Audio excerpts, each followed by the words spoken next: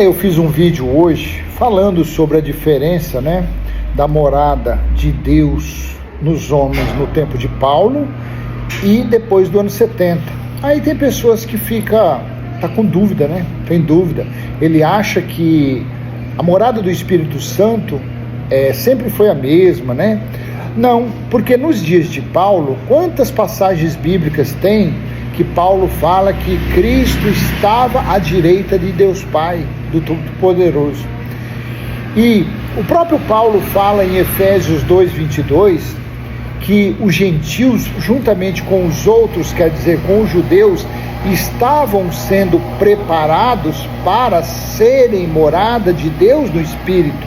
Só esse versículo de Efésios 2:22 já deixa claro, muito claro, que naquele tempo a morada de Deus ainda não tinha sido estabelecida. O que estava acontecendo naquela época era o Consolador, o Espírito da Verdade, que assim Jesus disse que ele precisava ir, porque se ele não fosse, o Espírito da Verdade, o Consolador, não viria sobre eles, E ele veio cumprindo, o Consolador veio cumprindo a profecia de Joel, capítulo 2, do versículo 28 em diante. Então, se você ficou com essa dúvida, então espero que nesse pequeno vídeo você consiga sanar ela, A morada de Deus em seu tabernáculo espiritual somente se deu após o juízo, após o dia do Senhor, que aconteceu entre o ano 66 e a metade do ano 70. Aí sim, quando você lê Apocalipse capítulo 21, do versículo 1 ao 6, você vai ver que João falou que ele estava vendo o novo céu e a nova terra, ele estava vendo a nova Jerusalém descer dos céus, quer dizer, espiritual, e no versículo 3, o tabernáculo de Deus, o templo espiritual de Cristo, nos seres humanos, onde o próprio Deus, o próprio Cristo, habitaria. Está escrito assim.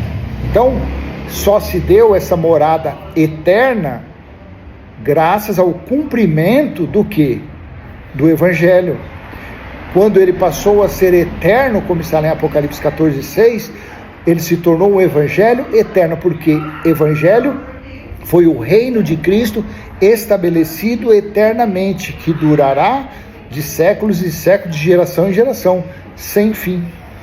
Foi preciso dar fim ao império, foi preciso dar fim aos tempos de Moisés, aos preceitos, aos mandamentos de Moisés, como está lá em Apocalipse capítulo 12, versículo 10, e o acusador de nossos irmãos foi expulso. Aquele acusador era o legalismo de Moisés, eram as leis de Moisés. Então foi dado fim a esse acusador, e assim foi estabelecido o reino de Cristo, onde ele passou a reinar. Onde está esse reino? Esse reino está dentro de um templo religioso? Não. Esse reino ele está em um país? Não. Esse reino está em nosso entendimento, em nosso coração. Quando a pessoa começa a confessar o Evangelho eterno, quando a pessoa começa a confessar que tudo aconteceu, que o reino de Cristo foi estabelecido, então a pessoa começa a viver, começa a desfrutar desse reino, dessa morada de Deus no Espírito, em nosso espírito. Sem você aceitar o Evangelho eterno, sem você aceitar que o reino de Cristo foi estabelecido, é impossível você desfrutar da morada de Deus em seu espírito. É impossível. Você vai ser um carnal, você vai ser um religioso, você vai ser um futurista, você vai ser sempre aquela pessoa que espera Jesus voltar, você será sempre aquela pessoa que estará debaixo de escravidão religiosa. Então, as coisas não ficarão claras para você enquanto você for um religioso, enquanto você for um fanático. Você consegue entender? O Evangelho eterno vem nos mostrar isso. O Evangelho eterno vem nos mostrar que o reino dele foi estabelecido, que o reino dele está em nós.